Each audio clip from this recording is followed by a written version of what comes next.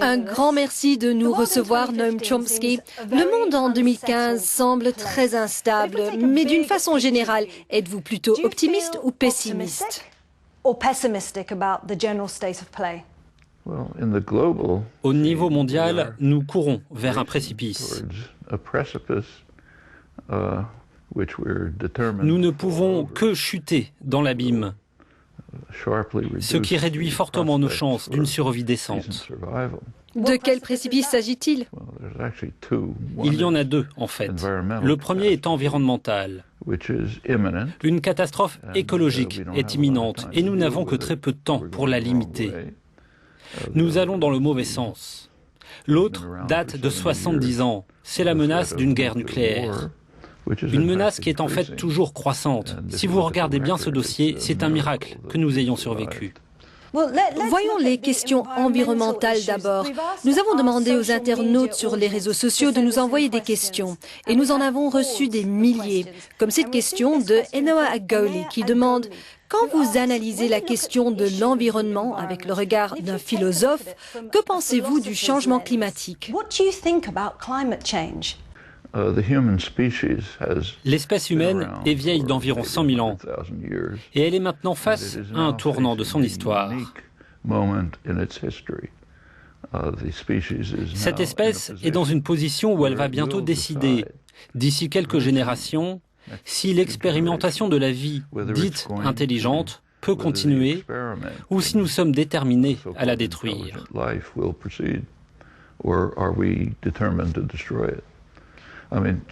Les scientifiques reconnaissent que les combustibles fossiles doivent être laissés dans le sous-sol si nos petits-enfants veulent avoir des perspectives décentes.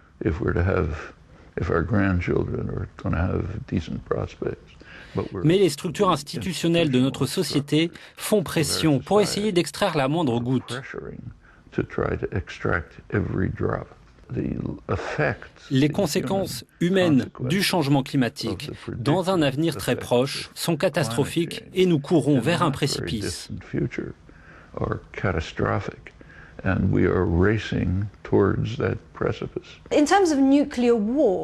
En termes de guerre nucléaire, nous savons tous maintenant que l'Iran a conclu un accord préliminaire. Est-ce que cela ne vous donne pas l'espoir que le monde puisse être un endroit plus sûr?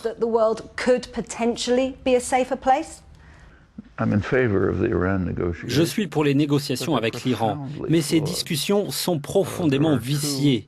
Il y a deux États au Moyen-Orient qui multiplient des agressions, de la violence, des actes terroristes, des actes illégaux en permanence. Ils sont tous les deux des États très puissants dotés de l'arme nucléaire, et leurs armes nucléaires ne sont pas prises en compte. À qui faites-vous allusion? Les États-Unis et Israël, les deux États nucléaires majeurs du monde. Je veux dire, il y a une raison pour laquelle, dans les sondages internationaux, gérés par des instituts de sondage américains, les États-Unis sont toujours considérés comme la plus grande menace à la paix mondiale, avec une majorité écrasante. Aucun autre pays n'en est si proche. Il est assez intéressant que les médias américains refusent de publier cela, mais ils ne vont jamais très loin. Vous n'accordez pas une très grande estime au président américain Barack Obama, mais avec cet accord, ne le voyez-vous pas sous un meilleur jour, le fait qu'il s'efforce de réduire la menace d'une guerre nucléaire? En fait, il ne fait rien. Il a juste lancé un programme de plusieurs billions de dollars de la modernisation des armes nucléaires américaines, ce qui signifie l'expansion du système nucléaire. C'est l'une des raisons pour lesquelles la célèbre horloge de l'apocalypse, établie par le Bulletin of Atomic Scientists, a, il y a quelques semaines, avancé de 2 minutes, donc plus près de minuit. Minuit, c'est la fin. Il est maintenant 3 minutes avant minuit. C'est du jamais vu depuis 30 ans, depuis les années Reagan, quand il y avait un risque imminent de grande guerre nucléaire. Vous avez mentionné les États-Unis et Israël avec l'Iran. Le Premier ministre israélien Benjamin Netanyahu rejette évidemment l'accord préliminaire sur le nucléaire iranien et il dit « Il faudrait poser la question pourquoi ? Pourquoi ? Nous savons pourquoi. L'Iran a de très faibles dépenses militaires, même avec les normes de la région. La doctrine stratégique de l'Iran, c'est la défense. Elle est conçue pour tenir à distance une attaque assez longtemps pour que la diplomatie prenne le relais. Les États-Unis et Israël, deux États voyous, ne veulent plus tolérer la menace. Aucun analyste stratégique ne pense que l'Iran puisse un jour utiliser une arme nucléaire. Même s'il le faisait, le pays serait simplement vaporisé. Et il n'y a aucune indication que les mollahs au pouvoir, quoi que vous en pensiez, veulent voir leur pays détruit.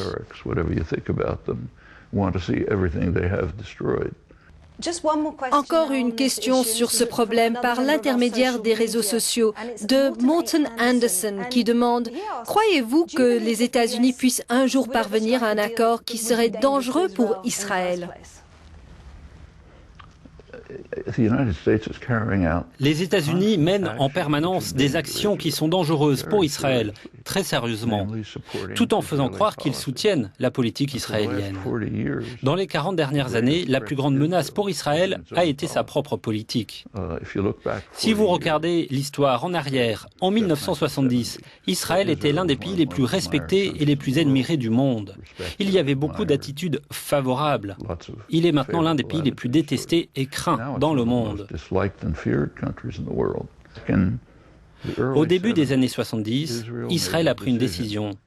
Ils avaient le choix et ils ont préféré l'expansion à la sécurité avec des conséquences très dangereuses. C'était déjà évident à l'époque. Je l'ai écrit et d'autres personnes l'ont fait.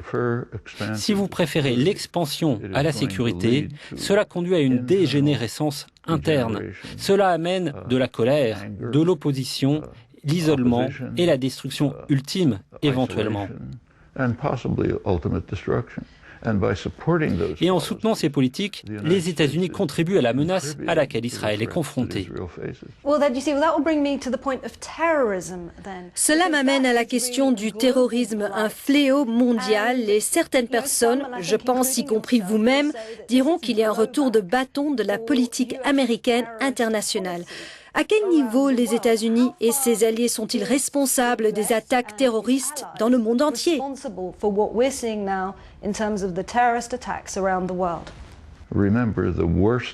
La pire campagne terroriste dans le monde est de loin celle qui est orchestrée à Washington même.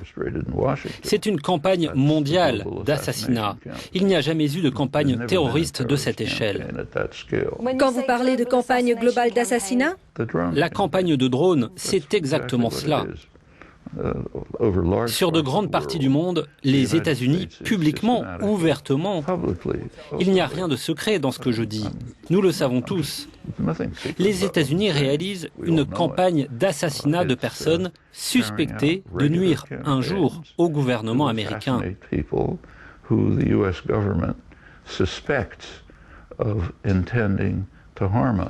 Et en effet, c'est, comme vous l'avez dit, une campagne de terreur.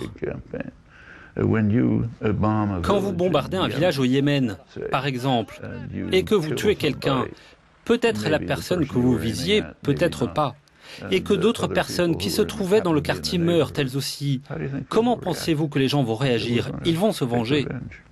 Vous décrivez les États-Unis comme le principal État terroriste. Comment se place l'Europe alors, selon vous ?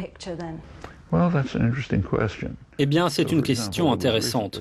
Une étude récente, je crois qu'elle a été faite par la fondation Open Society, indique que la pire forme de torture, c'est le transfert de prisonniers. Vous prenez quelqu'un que vous pensez être responsable de quelque chose et vous les envoyez à votre dictateur favori, peut-être Assad ou Kadhafi ou Moubarak, pour qu'il soit torturé en espérant que peut-être quelque chose va en sortir. C'est extraordinaire, le transfert de prisonniers. Cette étude s'est penchée sur les pays qui ont participé, bien évidemment les dictatures du Moyen-Orient, car c'est là que les prisonniers ont été envoyés pour être torturés, et l'Europe. La plupart des pays européens ont participé, l'Angleterre, la Suède, d'autres pays. En fait, il y a une seule région du monde où personne n'a participé, c'est l'Amérique latine, ce qui est assez dramatique. L'Amérique latine est maintenant à peu près hors de contrôle des États-Unis. Quand elle était contrôlée par les États-Unis, il n'y a pas si longtemps, c'était le centre du monde de la torture. Maintenant, l'Amérique latine ne participe pas à la pire forme de torture qui soit. L'Europe a participé. Quand les maîtres rugissent, les serviteurs se couchent. L'Europe est la servante des États-Unis? Certainement. Ils sont trop lâches pour adopter une position indépendante. Quel portrait faites-vous de Vladimir Poutine? Il est décrit comme l'une des plus grandes menaces pour la sécurité, non?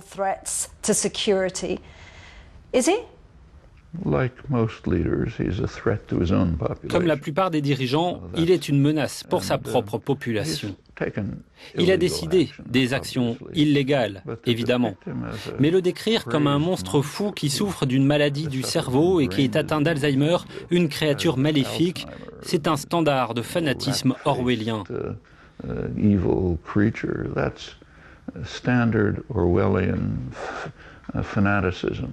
Je veux dire, quoi que vous pensiez de ces politiques, elles restent logiques.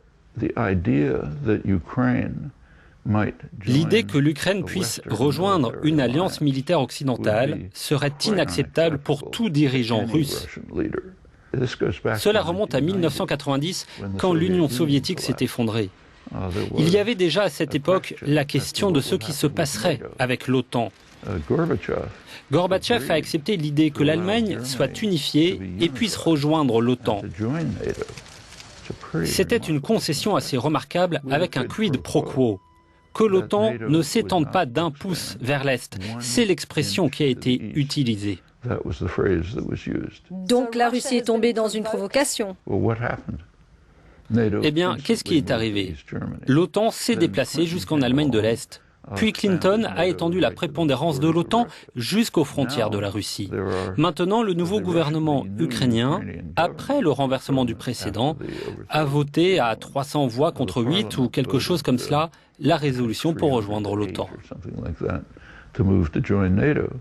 Mais vous pouvez comprendre pourquoi ils veulent adhérer à l'OTAN, que pour le gouvernement de Petro Poroshenko, ce serait assurer la protection de leur pays.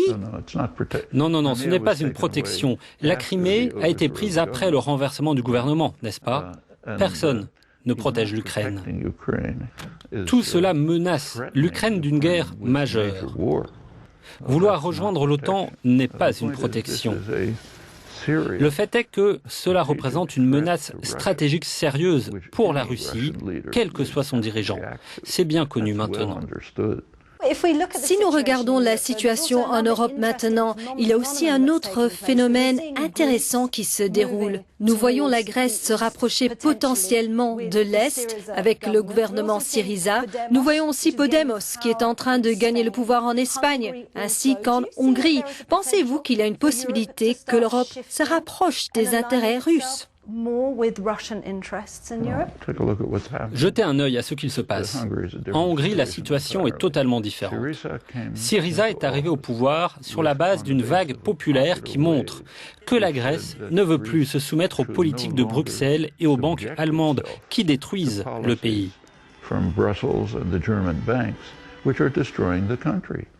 Ces politiques ont été faites pour augmenter la dette de la Grèce par rapport à sa production de richesses. Environ la moitié des jeunes sont au chômage. Presque 40% de la population vit en dessous du seuil de pauvreté. On détruit la Grèce. Faut-il annuler la dette grecque ? Oui, bien sûr, comme en Allemagne. En 1953, quand l'Europe a annulé la plupart de la dette de l'Allemagne, juste comme ça, c'était pour que l'Allemagne soit en mesure de rembourser les dommages de guerre. Mais alors, que dire des autres pays européens ? La même histoire. Donc, on devrait aussi annuler la dette du Portugal et l'Espagne aussi. Qui a engagé cette dette et à qui doit-on la rembourser? La dette a en partie été contractée par des dictateurs. En Grèce, c'était la dictature fasciste soutenue par les États-Unis.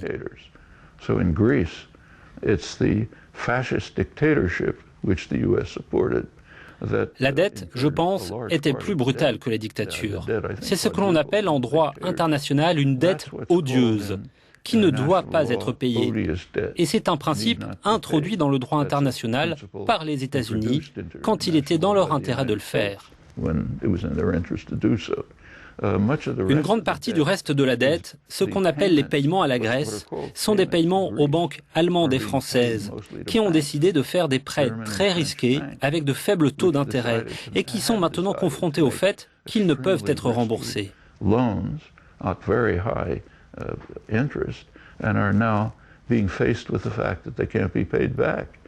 Je vais vous poser cette question de Gilles Gribaudo, qui demande comment l'Europe va-t-elle se transformer dans le futur avec les défis existentiels qui arrivent?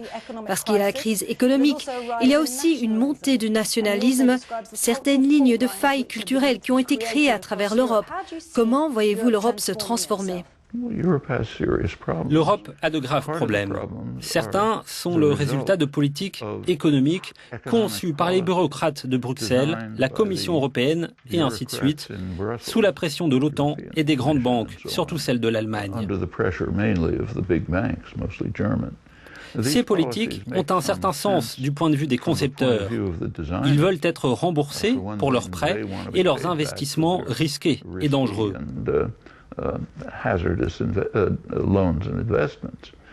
Mais ces politiques érodent l'État-providence qu'ils n'ont jamais vraiment aimé. L'État-providence est l'une de ces contributions majeures de l'Europe à la société moderne. Mais les riches, les puissants ne l'ont jamais apprécié. Il y a un autre problème en Europe. Elle est extrêmement raciste.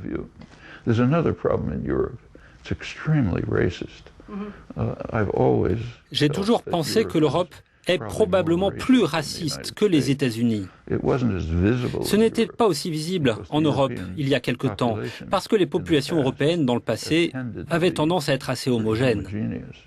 Donc si tout le monde est blond aux yeux bleus, alors vous ne semblez pas raciste. Mais dès que la population commence à changer, le racisme arrive de nulle part, très vite. Et c'est un problème culturel très grave en Europe. J'aimerais terminer, parce que nous avons peu de temps, avec une question de Robert Light, sur une note plus positive. Il demande « Qu'est-ce qui vous donne de l'espoir ?» Ce qui me donne de l'espoir, un certain nombre de choses dont nous avons parlé. L'indépendance de l'Amérique latine, par exemple, c'est une importance historique. Nous le voyons avec la réunion du sommet des Amériques à Panama. Dans les dernières réunions continentales, les États-Unis étaient complètement isolés. C'est un changement radical par rapport à il y a 10 ou 20 ans, quand les États-Unis trempaient dans les affaires latino-américaines. En fait, la raison pour laquelle Obama a fait ses gestes envers Cuba, c'était d'essayer de surmonter l'isolement des États-Unis. Ce sont les États-Unis qui sont isolés, pas Cuba. Et sans doute, ce sera un échec. On verra. Les signes d'optimisme en Europe sont Syriza et Podemos. Espérons qu'il y ait enfin un soulèvement populaire contre les écrasements, les politiques économiques et sociales destructrices qui viennent de la bureaucratie et des banques. Et c'est très encourageant, ou ça devrait l'être.